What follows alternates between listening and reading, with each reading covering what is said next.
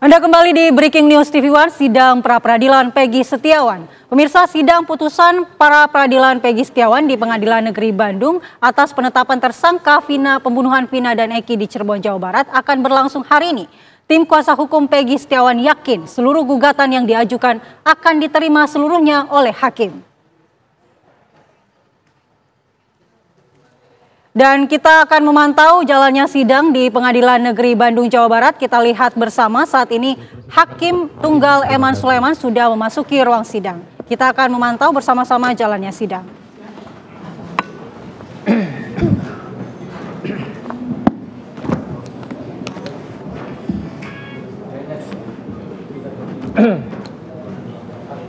Sidang pra-peradilan nomor 10 PIDPRA 2024 PN Bandung dibuka dan nyatakan terbuka untuk umum. Baik ya, pemohon hadir, termohon juga hadir kuasanya. Hari ini acaranya adalah putusan sudah jadi dan lengkap. Totalnya ada 115 halaman ya. Terkait dengan permohonan, jawaban, keterangan saksi, bukti surat, keterangan ahli, saya tawarkan untuk tidak dibacakan. Yang dibacakan adalah yang lengkap adalah pertimbangannya. Saya tawarkan kepada pemohon, apakah setuju? Setuju ya. Kepada termohon, setuju ya. Baik ya, kita mulai. Bismillahirrahmanirrahim. Putusan nomor 10 PIDPRA 2024 PN Bandung.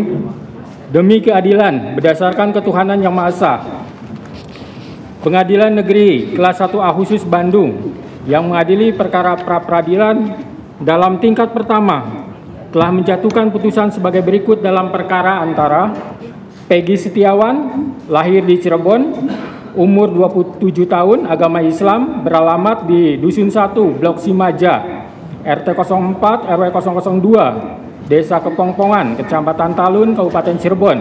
Dalam hal ini diwakili oleh para kuasanya yaitu 1.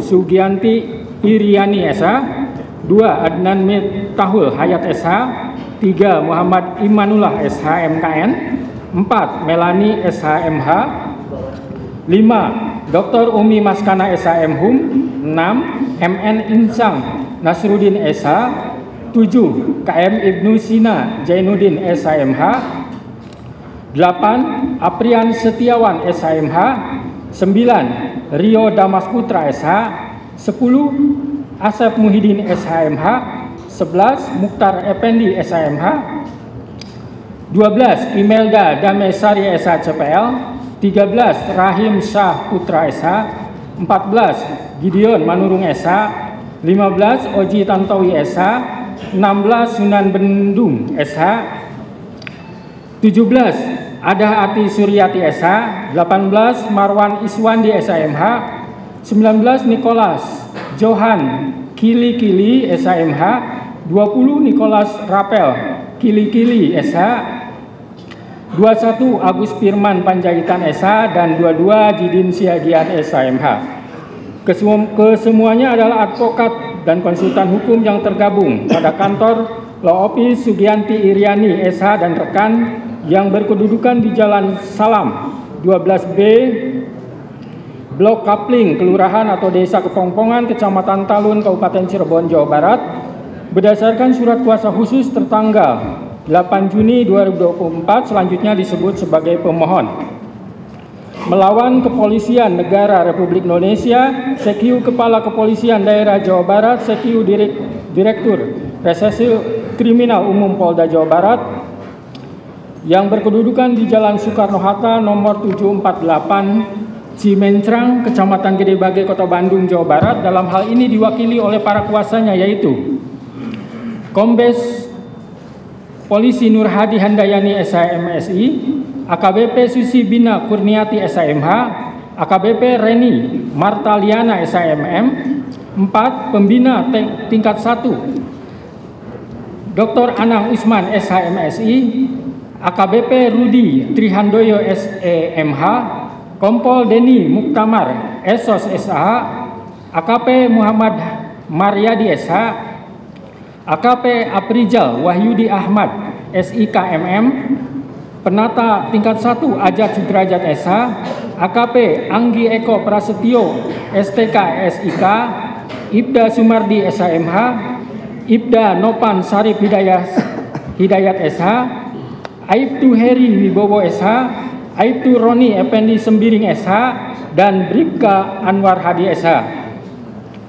Kesemuanya dari bidang hukum Polda Jawa Barat dan penyidik Direktorat Reserse Kriminal Umum Polda Jabar yang beralamat di Jalan Soekarno-Hatta nomor 748 Bandung, serta penyidik Satreskrim Polres Cirebon Kota yang beralamat di Jalan Veteran nomor 5 Kota Cirebon berdasarkan surat kuasa khusus bermaterai tertanggal 21 Juni 2024 dan surat perintah Kapolda Jawa Barat nomor Sprint 1653/6 Romawi HUK garing 2024 tertanggal 21 Juni 2024 selanjutnya disebut sebagai termohon. Pengadilan negeri tersebut setelah membaca penetapan Ketua Pengadilan Negeri Bandung nomor 10 Pidpra 2024 PN Bandung tertanggal 11 Juni 2024 tentang penunjukan hakim untuk mengadili perkara ini.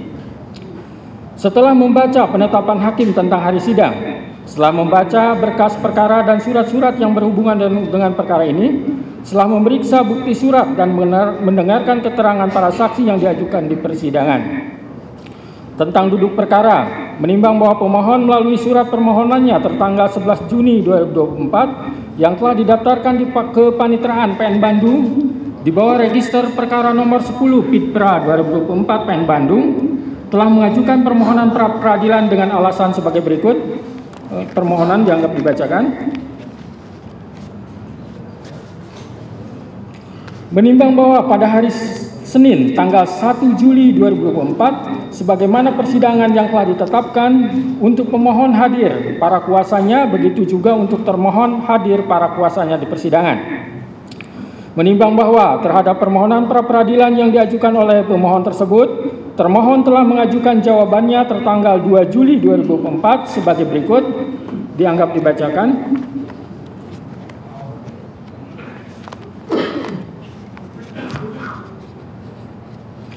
Menimbang bahwa selanjutnya pemohon dan termohon telah mengajukan replik dan duplik masing-masing tertanggal 2 Juli 2024. Menimbang bahwa untuk membuktikan dalil-dalil permohonannya, pemohon telah mengajukan bukti surat selengkapnya. Bukti surat tersebut sebagai berikut, tertanda P1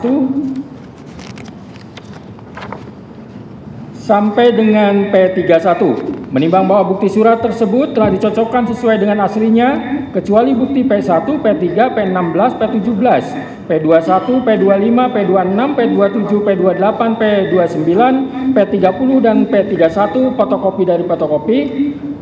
Sedangkan P13, P14, P15, P18, P19, P23, P24, dan P27 hasil dari print out dan semuanya telah bermaterai cukup. Menimbang bahwa di samping bukti surat tersebut, pemohon juga telah mengajukan 4 orang saksi yang telah memberikan keterangan di bawah sumpah, yaitu 1 saksi Dede Kurniawan, 2 saksi Agus Kurgunawan, 3 saksi Riana Yolantina, dan 4 saksi Suharsono. Menimbang bahwa pemohon juga telah mengajukan 1 orang ahli yang telah memberikan pendapatnya di bawah sumpah atau janji, yaitu ahli Profesor Dr. Suhandi Cahaya SH MH MBA yang telah memberikan pendapat yang pada pokoknya sebagai berikut, juga dianggap dibacakan. Menimbang bahwa untuk membuktikan dalil-dalil sangkalannya, termohon telah mengajukan bukti surat selengkapnya. Bukti surat tersebut yaitu sebagai berikut, bukti surat T1 sampai dengan bukti surat T77. Menimbang bahwa bukti surat tersebut telah dicocokkan sesuai dengan aslinya, kecuali bukti surat T1, T15, T16, T17, T18, T32, T33, T45, T46, T47, T48, dan T75.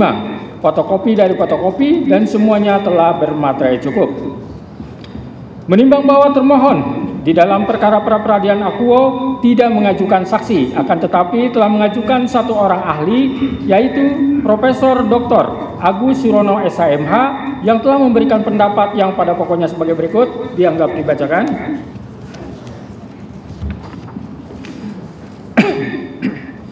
Menimbang bahwa baik pemohon maupun termohon telah mengajukan kesimpulan tertulis masing-masing tertanggal 5 Juli 2024. Menimbang bahwa selanjutnya para pihak menyatakan tidak akan mengajukan sesuatu apapun lagi ke persidangan dan mohon putusan. Menimbang bahwa untuk menyingkat uraian putusan ini, maka segala sesuatu yang tercatat di dalam berita acara persidangan dianggap telah termuat selengkapnya dan menjadi bagian yang tak terpisahkan dari putusan ini. Tentang pertimbangan hukum, menimbang bahwa maksud dan tujuan permohonan pra-peradilan pemohon adalah sebagaimana terurai di atas. Menimbang bahwa pada pokoknya menurut pemohon, penetapan tersangka kepada pemohon berdasarkan surat ketetapan nomor S-90-5-24-Res-1.24-2024 tanggal 21 Mei 2024 atas nama Peggy Setiawan beserta surat yang berkaitan lainnya dinyatakan tidak sah dan batal demi hukum. Karena termohon sebelumnya telah mengumumkan DPO pada tanggal 15 Mei 2024 jam 13.42 WIB yang diunggah melalui media hub.polri.go.id khusus untuk atas nama Peggy alias Peron, usia 22 tahun sampai 30 tahun, jenis kelamin laki-laki, keluarga negara Indonesia, tempat tinggal terakhir Desa Banjarwangunan, Kecamatan Mundu, Kabupaten Cirebon, dengan ciri-ciri khusus tinggi 160 cm, badan kecil, rambut keriting, kulit hitam, sebagaimana yang diumumkan oleh Polri, sangat jauh berbeda dengan ciri-ciri yang melekat pada diri Peggy Setiawan yang saat ini ditetapkan sebagai tersangka. Bahwa untuk dapat disebut seseorang DPO, maka mengacu pada pasal 17 angka 6 Perkap Kapolri nomor 6 tahun 2019 tentang manajemen penyidikan menyebutkan tersangka yang telah dipanggil untuk pemeriksaan guna penyidikan perkara dan tidak jelas keberadaannya dicatat di dalam daftar pencarian orang dan dibuatkan surat pencarian orang. Akan tetapi dalam fakta perkara akuo, pemohon tidak pernah dipanggil oleh termohon dalam perkara tersebut. Dan pemohon tidak pernah melarikan diri, terkecuali sebelumnya apabila pemohon telah dipanggil oleh termohon secara sah, kemudian ia mengabaikan atas panggilan tersebut. Maka hal tersebut layak dilakukan penetapan tersangka selama telah ditemukannya dua alat bukti tanpa kehadirannya in absentia. Menimbang bahwa selanjutnya menurut pemohon, prasa bukti permulaan yang cukup dan bukti yang cukup dalam pasal 1 angka 14 patut diduga, pasal 17 dan pasal 21 ayat 1 KUHP harus ditafsirkan sekurang-kurangnya minimal dua alat bukti, serta berlandaskan kepada pasal 184 KUHP, serta disertai pemeriksaan calon tersangkanya. Kecuali tindak pidana yang penetapannya tersangkanya dimungkinkan dilakukan tanpa kehadiran in absentia. Artinya sebelum Peggy Setiawan ditetapkan tersangka, maka termohon memiliki kewajiban untuk melakukan klarifikasi terlebih dahulu kepada pemohon. Menimbang bahwa dalil-dalil yang dikemukakan oleh pemohon dalam permohonan tersebut telah dibantah oleh termohon dengan surat jawaban tertanggal 2 Juli 2024 sebagaimana terurai di atas. Menimbang bahwa untuk membuktikan permohonannya, pemohon telah mengajukan bukti surat yang ditandai dengan bukti P1 sampai dengan P31 dan mengajukan 1 orang ahli serta 4 orang saksi. Sedangkan untuk membuktikan bantahannya, termohon telah mengajukan bukti surat berupa T1 sampai dengan T77 serta mengajukan 1 orang ahli. Menimbang bahwa terhadap bukti-bukti yang diajukan baik oleh pemohon maupun oleh termohon, hakim pra-peradilan hanya akan mempertimbangkan alat bukti yang ada relevansinya dengan persoalan dalam perkara pra-peradilan ini, sedangkan yang dianggap tidak relevan dengan perkara akuo dengan sendirinya akan dikesampingkan. Menimbang bahwa hakim pra-peradilan tidak mengadili apakah seseorang itu bersalah atau tidak bersalah, serta tidak juga mengadili apakah seseorang itu pelaku atau bukan pelaku, karena sesuai dengan peraturan Mahkamah Agung RI nomor 4 tahun 2016 dalam bab 2 pasal 2 ayat 2 menentukan bahwa pemeriksaan pra-peradilan terhadap pemohon tentang tidak sahnya penetapan tersangka hanya menilai aspek formil, yaitu apakah ada paling sedikit 2 alat bukti yang sah dan tidak memasuki materi perkara. Menimbang bahwa sebelum hakim mempertimbangkan lebih lanjut apakah permohonan pra-peradilan yang diajukan oleh pemohon beralasan atau tidak, maka terlebih dahulu akan dipertimbangkan tentang berwenang tidaknya hakim pra-peradilan untuk mengadili tentang sah tidaknya penetapan tersangka berdasarkan surat ketetapan nomor Estap 90/5 Romawi Res 124/2024 Distreskrimum tanggal 21 Mei 2024 atas nama Peggy Setiawan. Menimbang bahwa lembaga pra-peradilan adalah merupakan lembaga yang bertujuan untuk mengawasi secara horizontal proses penegakan hukum yang dilakukan oleh penyidik dan penuntut umum, yaitu untuk menguji apakah penyidik atau penuntut umum dalam melaksanakan tugas dan wewenangnya dalam proses penyidikan atau penuntutan telah sesuai dengan ketentuan hukum dan undang-undang yang berlaku, di mana undang-undang telah menentukan secara limitatif kewenangan lembaga pra-peradilan sebagaimana diatur dalam pasal 77 huruf A KUHP, yaitu untuk memeriksa dan memutus a. sah atau tidaknya penangkapan, penahanan, penghentian penyidikan atau penghentian penuntutan. B. Ganti kerugian dan atau rehabilitasi bagi seorang yang perkara pidananya dihentikan pada tingkat penyidikan atau penuntutan.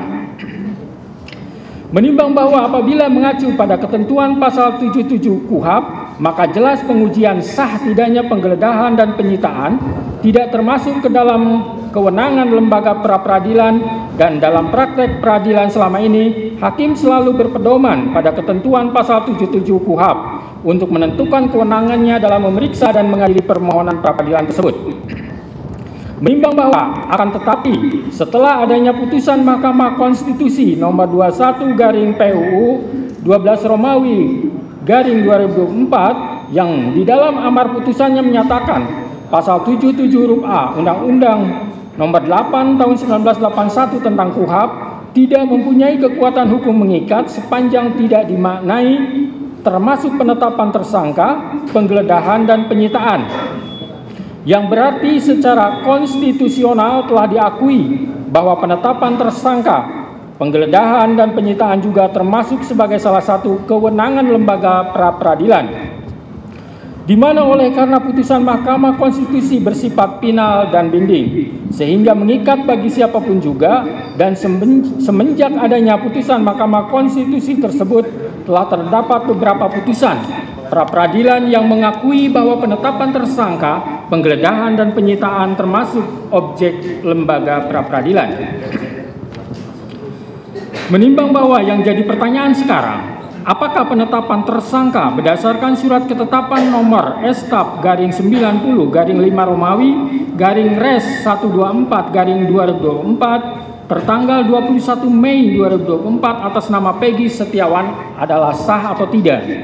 Menimbang bahwa sebelum hakim menjawab pertanyaan tersebut, terlebih dahulu hakim akan mempertimbangkan tentang keabsahan dari penetapan daftar pencarian orang DPO nomor 88/9 Romawi /2016 Ditreskrimum atas nama Peggy alias Perong yang ditandatangani di Bandung 15 September 2016 oleh R. Iman Rahari Janto Esa, Direktur Reserse Kriminal Umum Polda Jabar, dan berita acara pencarian orang yang ditandatangani oleh penyidik Direktorat Reserse Kriminal Umum Polda Jabar tanggal 15 September 2016, pide bukti P1 dan bukti T32, sebagaimana telah diunggah juga oleh termohon pada tanggal 15 Mei 2024 melalui mediahub.polri.go.id sebagai fakta notoir.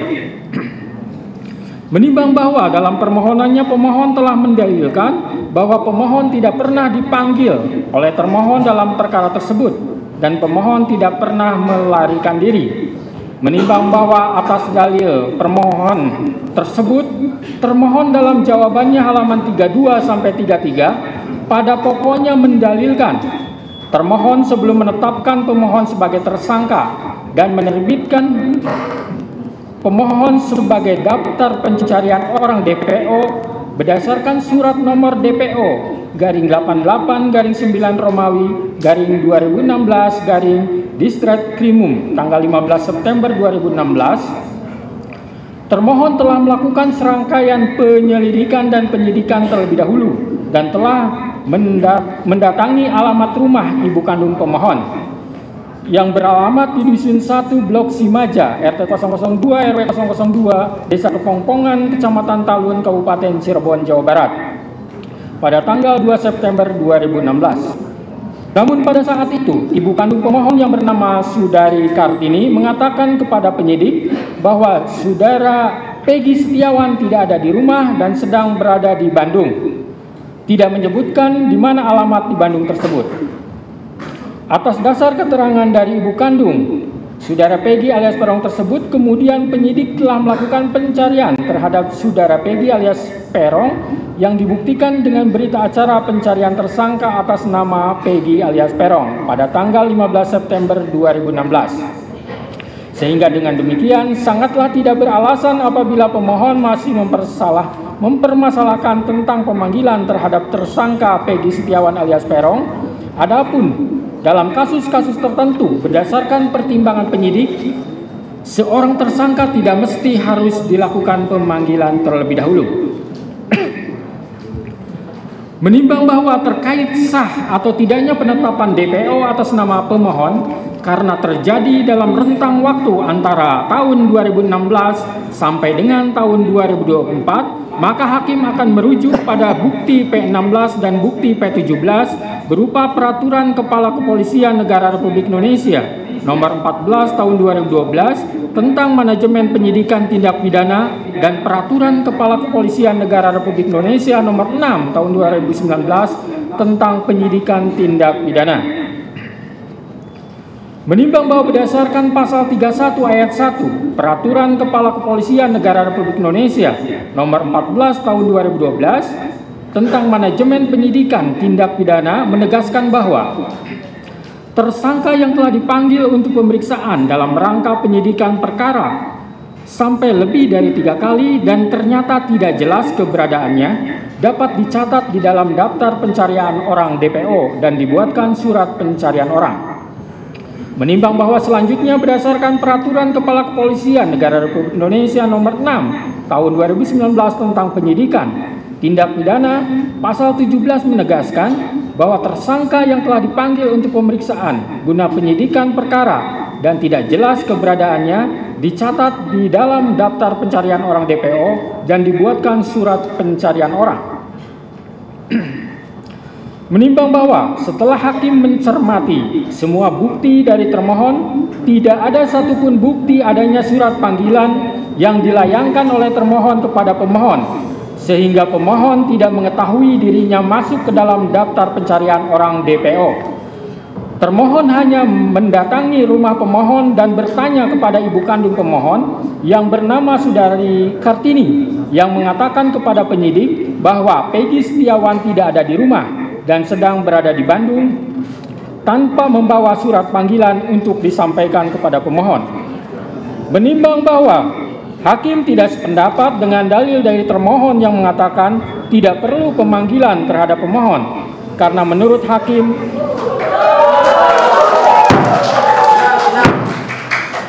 jangan ditanggapi dulu ya sebelum selesai baca putusan. Saya lanjutkan. Menimbang bahwa hakim tidak sependapat dengan dalil dari termohon yang mengatakan tidak perlu pemanggilan terhadap pemohon karena menurut hakim pemohon dan keluarganya berhak mengetahui bahwa dirinya masuk ke dalam daftar pencarian orang DPO.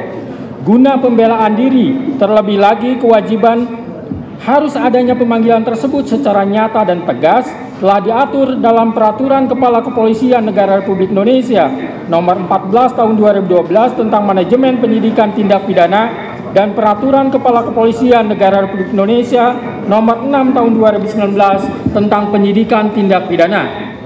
Sehingga dengan demikian, menurut Hakim penetapan DPO atas nama pemohon yang terjadi dalam rentang waktu antara tahun 2016 sampai tahun 2024 tidak sah menurut hukum.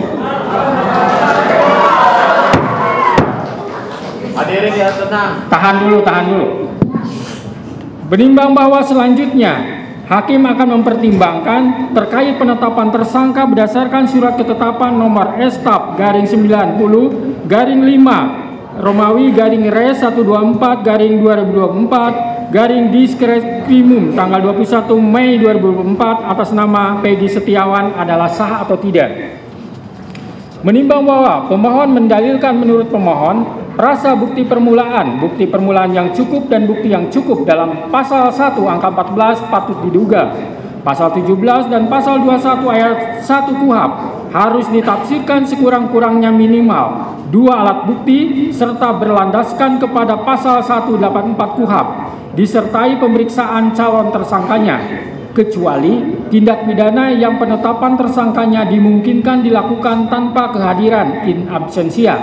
Artinya sebelum Peggy Setiawan ditetapkan tersangka, maka termohon memiliki kewajiban hukum untuk melakukan klarifikasi terlebih dahulu kepada pemohon.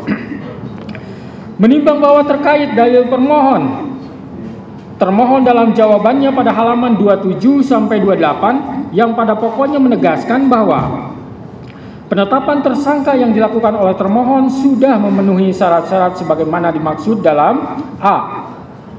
Pasal 1 angka 14 Undang-Undang Nomor 8 Tahun 1981 tentang Hukum Acara Pidana menyebutkan bahwa tersangka adalah seseorang yang karena perbuatannya atau keadaannya berdasarkan bukti permulaan patut diduga sebagai pelaku tindak pidana. B. Putusan Mahkamah Konstitusi Republik Indonesia Nomor 21/PUU 12 Romawi /2014 tertanggal 16 Maret 2015 yang dalam amar putusannya menyatakan rasa bukti permulaan yang cukup dan bukti yang cukup sebagaimana ditentukan dalam pasal 1 angka 14, pasal 17 dan pasal 21 ayat 1 Undang-Undang Nomor 8 Tahun 1981 tentang Hukum Acara Pidana, Lembaran Negara Republik Indonesia tahun 1981 Nomor 76 tambahan Lembar Negara RI Nomor 3209 tidak mempunyai kekuatan hukum mengikat sepanjang tidak dimaknai bahwa bukti permulaan yang cukup dan bukti yang cukup adalah minimal 2 alat bukti yang termuat dalam pasal 184 Undang-Undang Nomor 8 Tahun 1981 tentang Hukum Acara Pidana. Bahwa dengan sudah terpenuhinya syarat formil dan material terhadap penetapan tersangka Peggy Setiawan alias Peron, maka secara yuridis tindakan termohon akuo adalah sudah sesuai dengan prosedur hukum.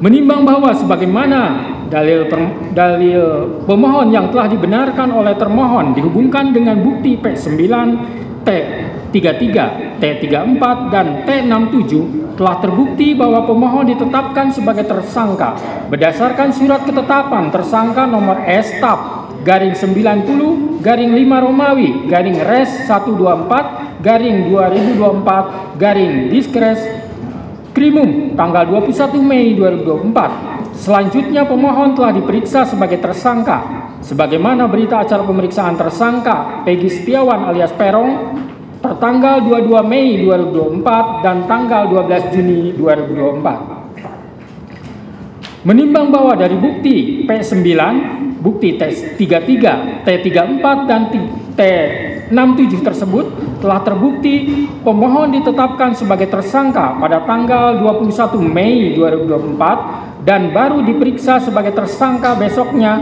pada tanggal 22 Mei 2024 dan dilanjutkan tanggal 12 Juni 2024.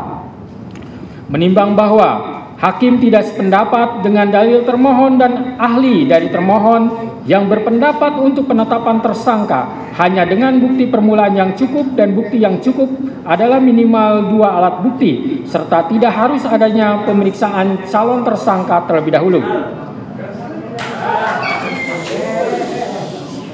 Menurut hakim, penetapan tersangka tidak hanya dengan bukti permulaan yang cukup dan bukti yang cukup adalah minimal 2 alat bukti, tetapi juga harus diikuti adanya pemeriksaan calon tersangka terlebih dahulu. Karena hal tersebut sudah jelas dan tegas termaktub dalam putusan Mahkamah Konstitusi nomor 21/PUU 12 Romawi garing 2014 tertanggal 16 Maret 2015. Telah memberikan syarat tambahan bahwa selain 2 alat bukti harus dilakukan pemeriksaan terhadap calon tersangka terlebih dahulu, di mana dalam pertimbangannya Mahkamah Konstitusi menyebutkan bahwa agar memenuhi asas kepastian hukum yang adil sebagaimana ditetapkan dalam pasal 28D ayat 1 Undang-Undang Dasar 1945 serta memenuhi asas lex serta dan asas lex stricta dalam hukum pidana, maka prasa bukti permulaan yang cukup dan bukti yang cukup sebagaimana ditentukan dalam pasal 1 angka 14, pasal 17 dan pasal 21 ayat 1 KUHP harus ditafsirkan sekurang-kurangnya 2 alat bukti yang termuat dalam pasal 184 ayat 1 KUHP dan disertai dengan pemeriksaan calon tersangkanya, kecuali terhadap tindak pidana yang penetapan tersangkanya dimungkinkan dilakukan tanpa kehadirannya in absentia. Menimbang bahwa pemeriksaan calon tersangka walaupun tidak dicantumkan dalam amar putusan, melainkan dibunyikan dalam pertimbangannya, akan tetapi putusan Mahkamah Konstitusi tersebut bersifat final dan mengikat, maka sepatutnya isi putusan seluruhnya harus dipatuhi terlebih lagi oleh penegak hukum. Menimbang bahwa keharusan adanya pemeriksaan calon tersangka di samping minimum 2 alat bukti tersebut semata-mata bertujuan untuk memberikan transparansi dan perlindungan hak asasi seseorang agar sebelum ditetapkan sebagai tersangka sudah dapat memberikan keterangan yang seimbang dengan minimum 2 alat bukti yang sah yang telah ditemukan oleh penyidik. Menimbang bahwa oleh karena sebagaimana fakta di persidangan tidak ditemukan bukti satupun yang menunjukkan bahwa pemohon dalam penyidikan yang dilakukan oleh termohon pernah dilakukan pemeriksaan sebagai calon tersangka sebelum ditetapkan sebagai tersangka oleh termohon, maka menurut hakim penetapan tersangka atas pemohon haruslah dinyatakan tidak sah dan dinyatakan batal demi hukum.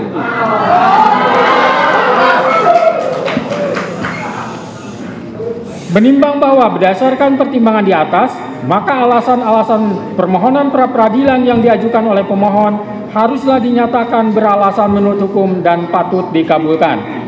Menimbang bahwa oleh karena penetapan pemohon sebagai tersangka didasarkan pada penyidikan yang tidak sah, maka seluruh tindakan termohon terhadap pemohon menjadi tidak sah. Dengan demikian, Tenang. Mohon tenang. Dengan demikian petitum dalam permohonan pra-peradilan pemohon secara hukum dapat dikabulkan untuk seluruhnya. Menimbang bahwa oleh karena permohonan pra-peradilan pemohon telah dinyatakan dikabulkan untuk seluruhnya, maka biaya yang timbul dalam perkara ini dibebankan kepada negara.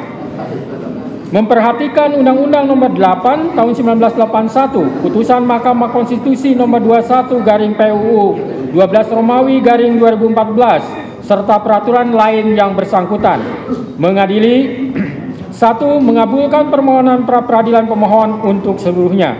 2. Menyatakan proses penetapan tersangka kepada pemohon berdasarkan surat ketetapan nomor Estap garing 90 garing 5 Romawi garing Res 124 garing 2024 garing Diskreskrimum tanggal 21 Mei 2004 atas nama Peggy Setiawan beserta surat yang berkaitan lainnya dinyatakan tidak sah dan batal demi hukum. Mohon tenang.